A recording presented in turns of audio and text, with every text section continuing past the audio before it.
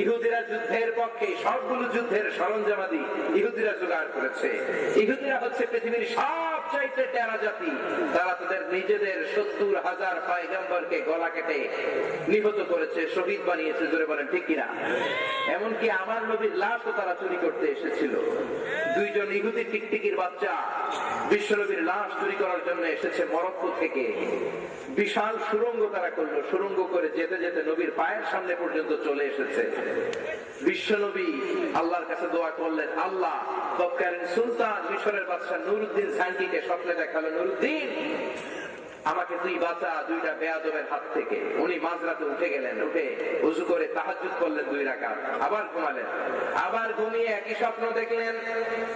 বিশ্বনবী বলেন, নুরুদ্দিন জাঙ্গি আমার বাঁচা দুইজন বেয়াদবের হাত থেকে।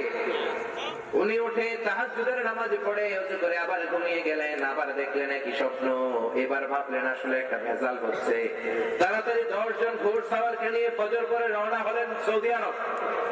মদিনায় চলে গেলেন। মদিনায় যে ঘোষণা দিলেন, আজকে রাষ্ট্রীয় মেহমানখানাতে মদিনার সবগুলো মানুষকে দাওয়াত করলাম, সবাইকে বিনামূল্যে রাষ্ট্রীয় খানা খাওয়ানো হবে, উপহারের প্যাকেট দেয়া হবে, সবাই আসো। সবাই আসলো। যে দুইজনের চেহারা বিশ্বনবী স্বপ্নে নুরুদ্দিন জাঙ্গিকে দেখিয়েছিল, ওই দুইজনের চেহারা তুমি খুঁজে পান না। মদিনার সবগুলো লোক এসে খেয়ে যায়, উপহারের প্যাকেট নিয়ে চলে যায়, কিন্তু ওই দুই লোকের চেহারা তো মিলে না। দুপুর গড়িয়ে বিকেল হয়, নুরুদ্দিন জাঙ্গি বলল, মদিনার আর লোক কই? সবাই বলে একজনও বাকি নাই, সব খেয়েছে সুলতান, সবাই খেয়েছে। সে বলল, না না, আর 2 জন বাকি থাকার কথা। একজন বলল, হ্যাঁ 2 জন তো বাকি, তারা এদেশের নয়, তারা মরক্কো থেকে এসেছে। কোথায় তারা থাকে? কোথায়? কয় বিশ্বনবীর রওজার পাশে। চলো। কারা তারা? কয় তাদের মতো ভালো লোক মদিনার জমিনে দ্বিতীয়টা নাই। উপর দিয়া ফিটফাট, ভিতরে দিয়া, জোরে বলেন, উপরে ফিটফাট, ভিতরে। তাঁবুর ভিতরে ঢুকে দেখে আসলেই তো বিশাল লম্বা দাড়ি, অনেক বড় জুব্বা, খালি নামাজ পড়ে না, পুরো নামাজ। সালাম ফেরানোর পরে কাল হ্যাঁ এদিকে আয়, এসমুকে মসমুক, নাম কি? আমার নাম অমুক, আমার নাম অমুক। এখানে কি করো? আমরা উমরা করতে এসেছি, নবীর রওজায় সালাম করেছি। নবীর এত বড় আশিক, আমরা যেতে মনে চায় না, মনে চায় আজীবন এই তাঁবুর মধ্যে দাঁড়িয়ে শুধু দুরূদ শরীফ পড়ে জীবন কাটিয়ে দে। জায়নামাজ তোল, জায়নামাজ তোল। জায়নামাজ তুল, মুখে জায়নামাজ তোলা হলো, চাটাই বিছানো, এরকম চাটাই তোল। চাটাই তোলার পরে দেখে বিশাল সুড়ঙ্গ। আল্লাহু আকবার। কোন সৈনিক নামালেন না, মুসলিম জাতির কর্ণধার সুলতান নুরুদ্দিন জাঙ্গি নিজেই সুড়ঙ্গের মধ্যে নামলেন। নামতে নামতে যে দেখে সুড়ঙ্গ বাড়তে বাড়তে বিশ্বনবীর রওজা মুবারকে পায়ের সামনে চলে এসেছে। আর একটা দিন যদি স্বপ্ন দেখতে দেরি হয়ে যায়, বিশ্বনবীর লাশ রওজার মধ্যে থাকে না, বেয়াদব কুলাঙ্গার ইহুদিদের বাচ্চাদের হাতে চলে যায়। কোন ঠিক কিনা? সুড়ঙ্গ থেকে বের হয়ে আসলেন, সারা গা দিয়ে রক্ত ঝরছে। রাগের চোটে হুঙ্কার দিলেন, তোরা কারা?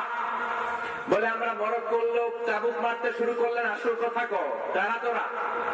পরে বলে, উই আর দ্য স্পাই, আমরা হলাম গোয়েন্দা। এখনো ইহুদিদের একটা গোয়েন্দা সংস্থা আছে, মোসাদ। জোরে কোন ঠিক কিনা? আমরা ইহুদিদের গুপ্তচর।